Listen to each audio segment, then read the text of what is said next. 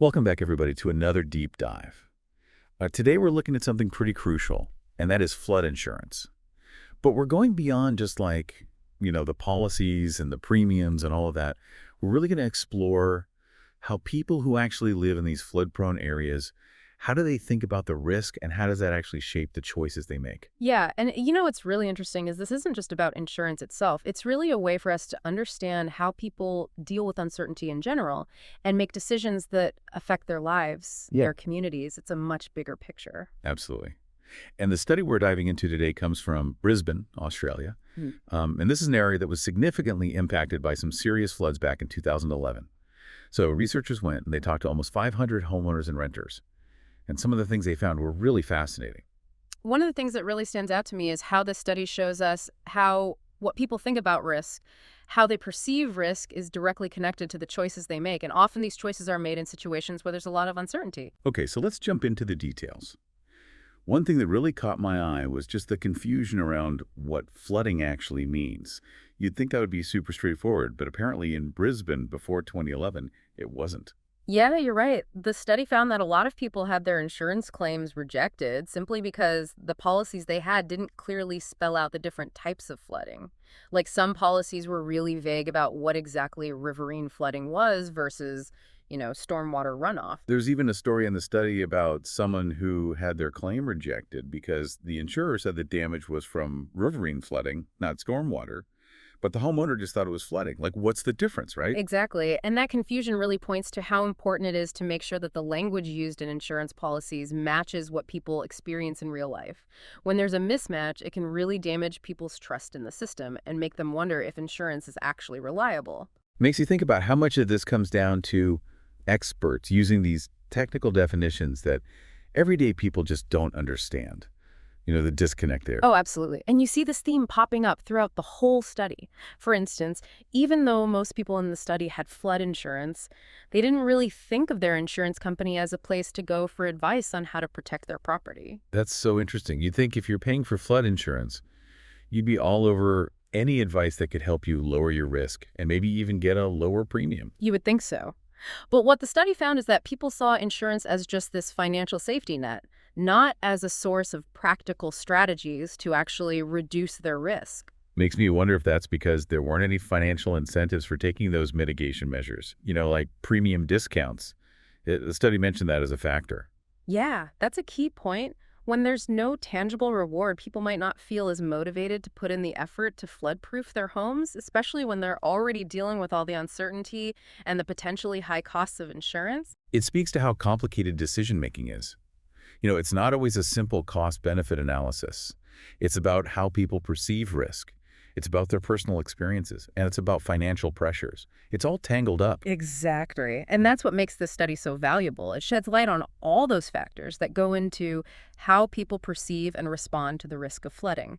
And understanding all of that is essential for developing strategies that actually work to mitigate those risks. So we've got this gap between what the experts know and how individuals see things.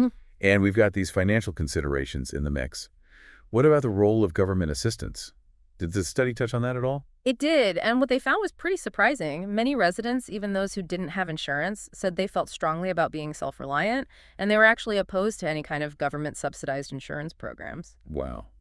That really challenges the idea that people in these high-risk areas are just waiting for a handout. It sounds like there's a real sense of personal responsibility going on here. Yeah. Absolutely. And it raises some interesting questions like, is this self-reliance driven by financial smarts, or is it distrust in government programs? Or maybe it's even a cultural value. It's really fascinating. That's a great point. Yeah. It's not just about whether people have insurance. It's about what they believe in and what motivates them.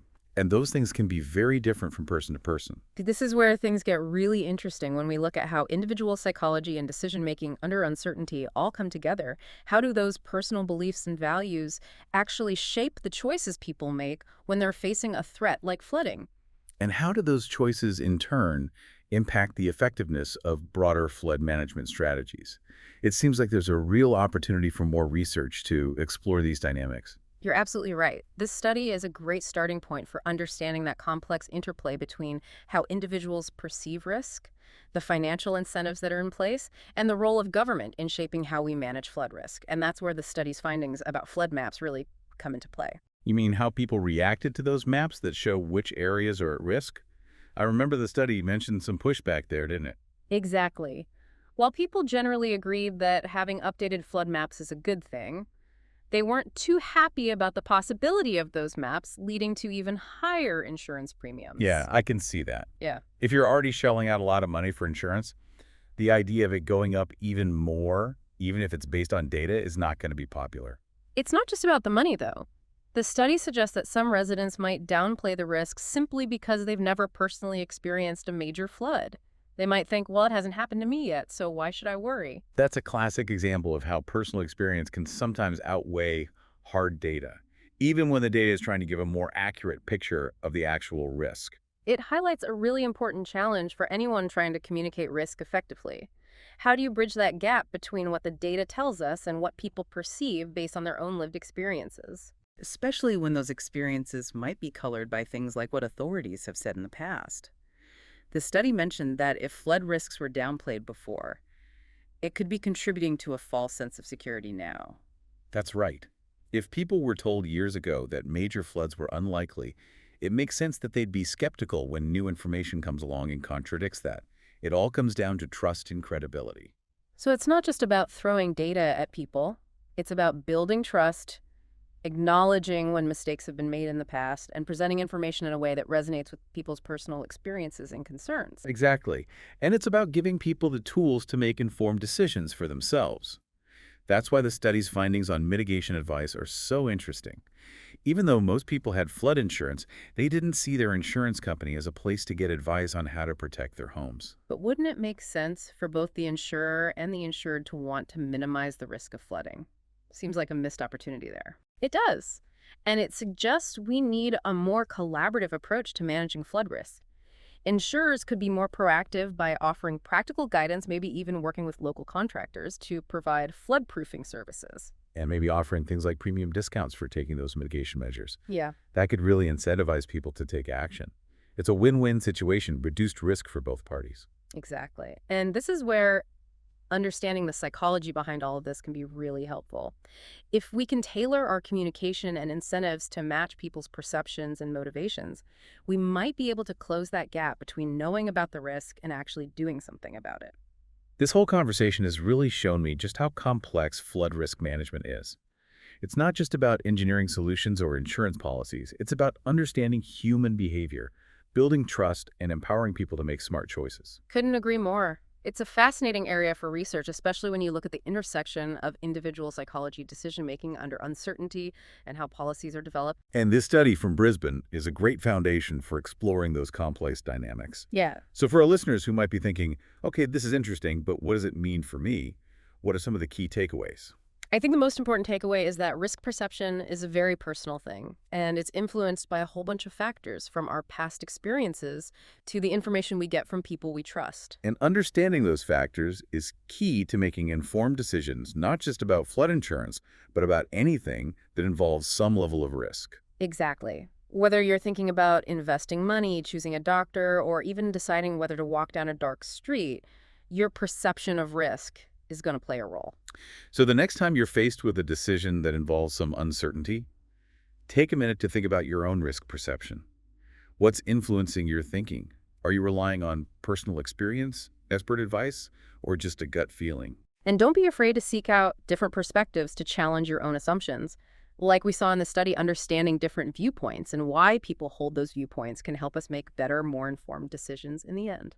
You know, it's really striking how this study about flood insurance in Brisbane has revealed so much about how we as humans act when faced with uncertainty. It really highlights how our individual perceptions of risk are often shaped by a whole mix of things: our personal experiences, cultural values, and how much we trust the authorities. And sometimes those perceptions don't line up with the data. Like we saw with those residents who pushed back against the updated flood maps, that could mean higher premiums for them. That's a theme that keeps coming up in this study, that tension between how individuals see things and what the experts are saying. And it's something that both researchers and policymakers really need to address. Because if people don't trust the information they're given, or if they feel like their own experiences are being dismissed, it's going to be that much harder to get them to do anything to reduce their risk. Yeah, you're absolutely right. Building trust is key. And that means communicating clearly and consistently, acknowledging people's concerns and taking their doubts seriously. It also means understanding that risk perception isn't just about facts and figures. There are emotional and psychological factors involved. Like that sense of security that comes from living in a place for a long time without experiencing a major flood. That sense of security can be really powerful, even when the data says otherwise. It's why personal stories and community engagement can be so effective in bridging the gap between what people think and what's actually happening. Because when you hear a neighbor talking about what happened to them during a flood, or you see the impact firsthand, it becomes much more real than just a line on a map or a statistic in a report. And that's where this study opens up some really interesting new avenues for research. Like, how can we better understand the psychological factors that shape how we perceive risk? How can we develop communication strategies that really resonate with different communities and individuals? And how can we create incentives that actually motivate people to take charge of their own safety? There's so much potential for collaboration here between psychologists, sociologists, communication experts, and of course the flood risk management specialists. It's a fascinating field, and it's becoming even more important as we face more and more complex challenges, from climate change to pandemics. Because when you get down to it, it's all about human behavior. Understanding how people perceive and respond to risk is essential if we want to build a future that's more resilient and sustainable. Absolutely. So to our listeners, the next time you're in a situation that involves some level of risk, whether it's a natural hazard, a financial investment, or even a personal decision, take a moment to think about your own perception. Ask yourself what's influencing your thinking. Are you basing your decision on personal experience, expert advice, or just your gut feeling?